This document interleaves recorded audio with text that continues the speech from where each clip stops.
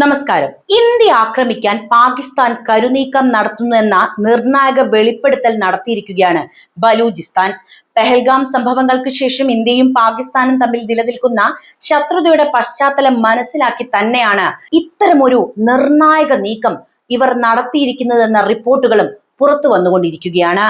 എന്താണ് സംഭവമെന്നല്ലേ നമുക്ക് കൃത്യമായിട്ട് നോക്കാം. ബലൂചിസ്ഥാൻ അവകാശ പ്രവർത്തകനായ മിർ യാർ ബലൂച്ച് ഇന്ത്യയോട് പാകിസ്ഥാനെതിരെ ഇസ്രായേൽ ചെയ്തതുപോലെ വൻതോതിലുള്ളതും നിർണായകവുമായ സൈനിക നടപടിക്ക് ആഹ്വാനം ചെയ്തതായുള്ള വാർത്തകൾ അന്താരാഷ്ട്ര ശ്രദ്ധ ആകർഷിച്ചുകൊണ്ടിരിക്കുകയാണിപ്പോൾ. ഈ പ്രസ്താവന കേവലം ഒരു പ്രാദേശിക നേതാവിന്റെ വൈകാരിക പ്രതികരണമായി കാണാൻ നമുക്ക് കഴിയില്ല. മറിച്ച് ഇതൊരു നീണ്ട രാഷ്ട്രീയ സംഘർഷത്തിന്റെയും പ്രാദേശിക ഭൗമരാഷ്ട്രീയത്തിലെ വർദ്ധിച്ചു വരുന്ന പിരിമുറുക്കത്തിന്റെയും പ്രതിഫലനമാണ്. തങ്ങളുടെ സ്വാതന്ത്ര്യത്തിന് വേണ്ടിയുള്ള പോരാട്ടത്തിൽ പാകിസ്ഥാൻ ഒരു മാസം പോലും നിലനിൽക്കില്ല എന്ന് അദ്ദേഹം അവകാശപ്പെടുകയാണ്. ഭീകരവാദത്തെ പ്രോത്സാഹിപ്പിക്കുന്ന നിലപാടിൽ നിന്ന് മാറാൻ പാകിസ്ഥാൻ ഉദ്ദേശിക്കുന്നില്ലെന്ന അദ്ദേഹത്തിന്റെ ആരോപണമാണ് ഇത്തരമൊരു ആഹ്വാനത്തിന് അടിസ്ഥാനമായിട്ട് അദ്ദേഹം ചൂണ്ടിക്കാണിക്കുന്നത്. വിഘടനവാദത്തെ പിന്തുണയ്ക്കുന്ന ബലൂചിസ്ഥാനും അഫ്ഗാനിസ്ഥാനും ഇന്ത്യ പ്രതിരോധപരവും സൈനികപരവുമായ സഹായം നൽകണമെന്നും അദ്ദേഹം ആവശ്യപ്പെടുന്നുണ്ട്. പാകിസ്ഥാനിലെ ഏറ്റവും വലിയ പ്രവിശ്യയാണ് എങ്കിലും പ്രകൃതി വിഭവങ്ങളാൽ സമ്പന്നമായിരുന്നിട്ടും കടുത്ത അവഗണനയും ദാരിദ്ര്യവും അനുഭവിക്കുന്ന പ്രദേശം തന്നെയാണ് ബലൂചിസ്ഥാൻ. രാഷ്ട്രീയപരമായ അവകാശ നിഷേധം, വിഭവങ്ങളുടെ ചൂഷണം, സൈന്യത്തിന്റെ അടിച്ചമർത്തൽ, നിർബന്ധിത തിരോധാനങ്ങൾ തുടങ്ങിയ ഗുരുതരമായ മനുഷ്യാവകാശ ലംഘനങ്ങൾക്കെതിരെയാണ് ബലൂച്ച് ജനത പതിറ്റാണ്ടുകളായിട്ട് ഇപ്പോൾ പോരാടുന്നത്. ബലൂച്ച് ലിബറേഷൻ ആർമി പോലുള്ള സായുധ ഗ്രൂപ്പുകൾ പാകിസ്ഥാൻ സൈന്യത്തെയും ചൈന പാകിസ്ഥാൻ സാമ്പത്തിക ഇടനാഴിയുമായി ബന്ധപ്പെട്ട പദ്ധതികളെയും നിരന്തരം ലക്ഷ്യമിടുന്നതിലൂടെ ഈ പ്രദേശത്തെ സംഘർഷം വർദ്ധിച്ചു വരികയാണ്. ഈ പശ്ചാത്തലത്തിൽ മിർ യാർ ബലൂച്ചിന്റെ ആഹ്വാനം സഹായത്തിനായി ഒരു ബാഹ്യശക്തിയെ തേടുന്ന ഒരു ജനതയുടെ നിസ്സഹായാവസ്ഥയാണ് ചൂണ്ടിക്കാണിക്കുന്നത്. ഇന്ത്യയുമായി അതിർത്തി പങ്കിടുന്ന ഒരു രാജ്യം എന്ന നിലയിൽ പാകിസ്ഥാനിലെ ഏതൊരു അസ്ഥിരതയും ഇന്ത്യയുടെ സുരക്ഷയെയും അതുപോലെ തന്നെ ഇന്ത്യയുടെ സമാധാനത്തെയും സാരമായി ബാധിക്കുമെന്നത് ഒരു യാഥാർത്ഥ്യം തന്നെയാണ്. അതുകൊണ്ട് തന്നെ ഒരു വിഘടനവാദ ഗ്രൂപ്പിന്റെ അഭ്യർത്ഥനയിൽ ഇന്ത്യ എങ്ങനെ പ്രതികരിക്കുമെന്നത് അന്താരാഷ്ട്ര തലത്തിൽ നിർണായകമായി നിലനിൽക്കുന്ന ഒരു ചോദ്യവുമാണ്. ഭൗമരാഷ്ട്രീയത്തിന്റെ അടിസ്ഥാനത്തിൽ ഈ വിഷയത്തെ സമീപിക്കുമ്പോൾ ഒരു വിദേശ രാജ്യത്തിന്റെ ആഭ്യന്തര വിഷയത്തിൽ സൈനികമായി ഇടപെടാനുള്ള ആഹ്വാനം അന്താരാഷ്ട്ര നിയമങ്ങളെ ലംഘിക്കുന്ന ഒന്ന് തന്നെയാണ്. അതേസമയം പാകിസ്ഥാൻ ദീർഘകാലമായി ഭീകരവാദത്തെ പ്രോത്സാഹിപ്പിക്കുന്നുവെന്ന ഇന്ത്യയുടെ ആരോപണങ്ങളും ഏറെ ശക്തവുമാണ്. ഈ സങ്കീർണമായ സാഹചര്യത്തിൽ ബലൂചിസ്ഥാൻ പോലുള്ള ഒരു പ്രദേശം ഇന്ത്യക്ക് തന്ത്രപരമായ പ്രാധാന്യമുള്ള ഒന്നായിട്ട് മാറിയേക്കാം. എങ്കിലും ഏതൊരു നടപടിയും ആഴത്തിലുള്ള പ്രത്യാഘാതങ്ങൾ ഉണ്ടാക്കിയേക്കാനുള്ള സാധ്യതയുമുണ്ട്.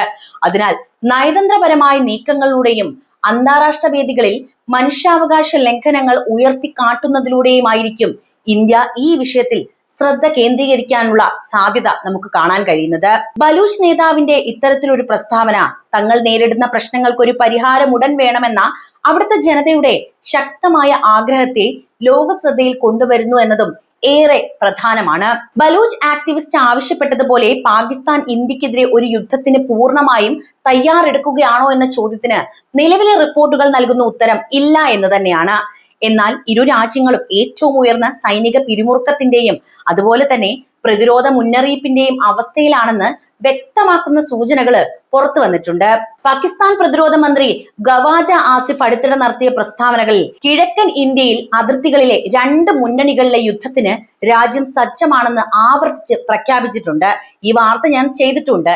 എന്നാൽ ഈ പ്രഖ്യാപനങ്ങൾ കൂടുതലും ആഭ്യന്തര അരക്ഷിതാവസ്ഥയിൽ നിന്നും പ്രത്യേകിച്ച് ഇസ്ലാമാബാദിൽ ഉണ്ടായ ഭീകരാക്രമണത്തിൽ നിന്നും ശ്രദ്ധ തിരിക്കാനും അതുപോലെ തന്നെ സൈന്യത്തിന്റെ ആത്മവിശ്വാസം ഉയർത്തിക്കാട്ടാനുമുള്ള ഒരു വാചക കസർത്താണ് എന്നാണ് ഇന്ത്യൻ വിദേശകാര്യ മന്ത്രാലയം വിലയിരുത്തിയത്. മന്ത്രിയുടെ മറ്റൊരു പ്രസ്താവനയിൽ രാജ്യം നിലവിൽ ഭീകരവാദത്തിനെതിരായ യുദ്ധത്തിന്റെ അവസ്ഥയിലാണെന്ന്, അതായത് സ്റ്റേറ്റ് ഓഫ് വാറിലാണെന്ന് സമ്മതിക്കുന്നുണ്ടായിരുന്നു. ഇത് സൂചിപ്പിക്കുന്നത് പാകിസ്ഥാന്റെ മുഖ്യ ശ്രദ്ധ ഇപ്പോൾ ഇന്ത്യയെക്കാൾ ഉപരി സ്വന്തം അതിർത്തികൾക്കുള്ളിലെ ഭീകരവാദ ഭീഷണികളിലാണ് എന്ന് തന്നെയാണ്. അതേസമയം പാകിസ്ഥാന്റെ സൈനിക നീക്കങ്ങൾ തന്ത്രപരമായ സൂചനകൾ നൽകുന്നുണ്ട്. കവചിത ഡിവിഷനുകൾ ഉൾപ്പെടെയുള്ള സൈനികരെ കിഴക്കൻ അതിർത്തിയിലേക്ക് വിന്യസിക്കാനുള്ള പാകിസ്ഥാന്റെ നീക്കം റിപ്പോർട്ട് ചെയ്യപ്പെട്ടു കഴിഞ്ഞു. ഇത് ഇന്ത്യയെ പ്രകോപിപ്പിക്കാനുള്ള നടപടിയേക്കാൾ ഉപരി തടസ്സപ്പെടുത്താനുള്ള ശ്രമമായിട്ടും ഏത് സാഹചര്യത്തെയും നേരിടാൻ തങ്ങൾ സജ്ജരാണെന്ന് സൂചന നൽകാനുമുള്ള ഒന്നാണ്. ഈ നടപടി ഇന്ത്യയുടെ ഓപ്പറേഷൻ സിന്ദൂർ പോലെയുള്ള തിരിച്ചടികൾക്ക് ശേഷം മേഖലയിൽ വർദ്ധിച്ചു വരുന്ന അസ്ഥിരതയുടെ ഫലമാണ് എന്ന് വേണം നമുക്ക് പറയാൻ. ഇന്ത്യൻ കരസേനാ മേധാവി ജനറൽ ഉപേന്ദ്ര ദ്വിവേദി ഓപ്പറേഷൻ സിന്ദൂർ ഒരു ട്രെയിലർ മാത്രമായിരുന്നു എന്ന് പ്രസ്താവിച്ചുകൊണ്ട് ശക്തമായ ഭാഷയിൽ മറുപടി നൽകുകയും അതുപോലെ തന്നെ ഭീകരവാദികളെയും അവരെ പ്രോത്സാഹിപ്പിക്കുന്നവരെയും ഒരുപോലെ കാണുമെന്ന ഇന്ത്യയുടെ നിലപാട് ആവർത്തിക്കുകയും ചെയ്തിട്ടുണ്ട്. ഈ ശക്തമായ മുന്നറിയിപ്പുകൾ ഇന്ത്യ പ്രതിരോധത്തിന് തയ്യാറാണെന്ന് പാകിസ്ഥാന് വ്യക്തമായ സന്ദേശമാണ് നൽകുന്നത്. ചുരുക്കി പറഞ്ഞാൽ ഇരു രാജ്യങ്ങളുടെയും ഔദ്യോഗിക പ്രതികരണങ്ങൾ സൂചിപ്പിക്കുന്നത് ഒരു ആണവ ശക്തി എന്ന നിലയിൽ പൂർണ്ണമായ യുദ്ധത്തിലേക്ക് നീങ്ങുന്നത് ഇരുവർക്കും വലിയ നഷ്ടമുണ്ടാക്കുമെന്ന ബോധ്യം ഇരുപക്ഷത്തിനുമുണ്ട് എന്ന കാര്യം തന്നെയാണ്. യുദ്ധം ഒന്നിനും ഒരു പരിഹാരമല്ലല്ലോ അല്ലെ. അതിനാൽ പാകിസ്ഥാൻ നിലവിൽ ഒരു പ്രതിരോധപരമായ നിലപാടെടുക്കുകയും സൈനിക ശക്തി പ്രകടിപ്പിക്കുകയും ചെയ്യുകയാണ്. അല്ലാതെ ബലൂച്ച് ആക്ടിവിസ്റ്റ് ആവശ്യപ്പെട്ടതുപോലെ ഇന്ത്യക്കെതിരെ ഒരു വലിയ യുദ്ധം തുടങ്ങാൻ സജീവമായി തയ്യാറെടുക്കാൻ മാത്രമുള്ള കപ്പാസിറ്റി ഒന്നും ഇപ്പോൾ പാകിസ്ഥാന്റെ കയ്യിലില്ല. പക്ഷെ ഇങ്ങനെ ഒരു അവസരത്തിൽ ബലൂചിസ്ഥാൻ ഇന്ത്യയുടെ കാലിലേക്ക് വീഴുകയാണ്. അതായത് ബലൂചിസ്ഥാന് സ്വാതന്ത്ര്യം വേണം പാകിസ്ഥാനിൽ നിന്നും. അതിന് ഇന്ത്യയെ കൂട്ടുപിടിക്കാനുള്ള ശ്രമമാണ് നടക്കുന്നത്. ബലൂചിസ്ഥാൻ അവകാശ പ്രസ്ഥാനം ഇന്ത്യയുടെ പിന്തുണ തേടുന്നതിലെ കേവലം സഹായത്തിനായുള്ള കേണൽ മാത്രമായിട്ടൊന്നുമല്ല, മറിച്ച് സുചിന്തിതമായ ഒരു തന്ത്രപരമായ നീക്കമായിട്ടാണ് രാഷ്ട്രീയ നിരീക്ഷകർ ഇതിനെ വിലയിരുത്തുന്നത്. ഈ അടുപ്പത്തിന് പിന്നിൽ വ്യക്തമായതും ആഴത്തിലുള്ളതുമായ ലക്ഷ്യങ്ങൾ ഇവർക്കുണ്ട്. ഏറ്റവും പ്രധാനം ബലൂചിസ്ഥാനിലെ പ്രശ്നം ഒരു അന്താരാഷ്ട്ര വിഷയമായി ലോക ശ്രദ്ധയിൽ കൊണ്ടുവരിക എന്ന ദൗത്യം തന്നെയാണ്. പാകിസ്ഥാൻ ഭരണകൂടം തങ്ങളുടെ രാജ്യത്തിനുള്ളിലെ കേവലം ഒരു ക്രമസമാധാന പ്രശ്നമായിട്ട് മാത്രം തള്ളിക്കളയുന്ന ഈ കലാപത്തിന് അന്താരാഷ്ട്ര തലത്തിൽ അംഗീകാരം നേടാൻ ഇന്ത്യ പോലുള്ള ഒരു വലിയ പ്രാദേശിക ശക്തിയുടെ പിന്തുണ ബലൂചിസ്ഥാനികൾക്ക് അനിവാര്യമാണ്. ഇന്ത്യ ഈ വിഷയത്തിൽ നയതന്ത്രപരമായി ഇടപെടുകയോ അതുപോലെ തന്നെ മനുഷ്യാവകാശ ലംഘനങ്ങൾ അന്താരാഷ്ട്ര വേദികളിൽ ഉയർത്തി കാണിക്കുകയോ ചെയ്യുമ്പോൾ പാകിസ്ഥാൻ കടുത്ത സമ്മർദ്ദത്തിലാവുകയും ബലൂച്ച് ജനതയുടെ ദുരിതങ്ങൾ ലോകം അറിയുകയും ചെയ്യും. രണ്ടാമത്തെ പ്രധാന ലക്ഷ്യം ചൈന പാകിസ്ഥാൻ സാമ്പത്തിക ഇടനാഴിയുമായി ബന്ധപ്പെട്ട് കിടക്കുന്നതാണ്. അതായത് ബലൂചിസ്ഥാനിലെ പ്രകൃതി വിഭവങ്ങൾ ചൈനയുടെ താല്പര്യങ്ങൾക്കായി ചൂഷണം ചെയ്യപ്പെടുന്നതിനെ വിഘടനവാദികൾ ശക്തമായി എതിർക്കുന്നുണ്ട്. പ്രാദേശികമായി ചൈനയുടെ സ്വാധീനം വർദ്ധിക്കുന്നതിനെതിരെ ശക്തമായി നിലപാടെടുക്കുന്ന ഇന്ത്യയെ തങ്ങളുടെ സമരത്തിന് ഒരു പ്രതിരോധ ശക്തിയായി ഉപയോഗിക്കാൻ അവർ ശ്രമിക്കുന്നു.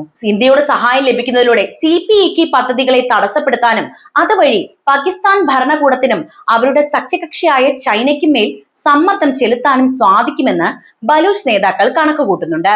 കൂടാതെ 1971 ബംഗ്ലാദേശ് വിമോചനത്തിന്റെ ചരിത്രമാണ് ഈ നീക്കങ്ങൾക്ക് പിന്നിലെ മറ്റൊരു പ്രധാനപ്പെട്ട പ്രചോദനം. ഇന്ത്യയുടെ പിന്തുണ ഒരു വലിയ രാഷ്ട്രീയ മാറ്റത്തിന് വഴി തുറക്കുമെന്നും പാകിസ്ഥാനെതിരെ നയതന്ത്രപരമായി ഉപയോഗിക്കാനുള്ള ഒരു തുറുപ്പുചീട്ടായി ബലൂചിസ്ഥാൻ പ്രശ്നം മാറുമെന്നും അവർ വിശ്വസിക്കുന്നുണ്ട്. അതുകൊണ്ട് ഇന്ത്യയോടുള്ള ഈ അടുപ്പം കേവലം സഹായം ചോദിക്കൽ മാത്രമല്ല, മറിച്ച് പാകിസ്ഥാന്റെ ദേശീയ താല്പര്യങ്ങൾക്കെതിരെ ഇന്ത്യക്ക് ഉപയോഗിക്കാൻ കഴിയുന്ന ഒരു നയതന്ത്രപരമായ ഉപകരണമായി ബലൂചിസ്ഥാനെ സ്ഥാപിച്ചെടുക്കാനുള്ള ശക്തമായ ഒരു നീക്കം തന്നെയാണ്. തങ്ങളുടെ നിലനിൽപ്പിനും ലക്ഷ്യങ്ങൾക്കും വേണ്ടി ഒരു വിഘടനവാദ പ്രസ്ഥാനം സ്വീകരിക്കുന്ന ഒരു രാഷ്ട്രീയ തന്ത്രമാണ് ഇത് എന്നതാണ് കൃത്യമായ മറുപടി. നിങ്ങൾ തന്നെ പറയൂ, ബലൂചിസ്ഥാനെ നിങ്ങൾ എങ്ങനെയാണ് നോക്കിക്കാണുന്നത്? ബലൂചിസ്ഥാൻ പാകിസ്ഥാനിൽ നിന്നും വിമോചനം നേടണമെന്ന് നിങ്ങൾ വിചാരിക്കുന്നുണ്ടോ? നിങ്ങളുടെ അഭിപ്രായം അറിയാൻ താല്പര്യമുണ്ട്. എന്ത് തന്നെയായാലും കമന്റ് ആയിട്ട് രേഖപ്പെടുത്തുക. മറ്റൊരു വാർത്തയുമായി വീണ്ടും എത്താം. നന്ദി.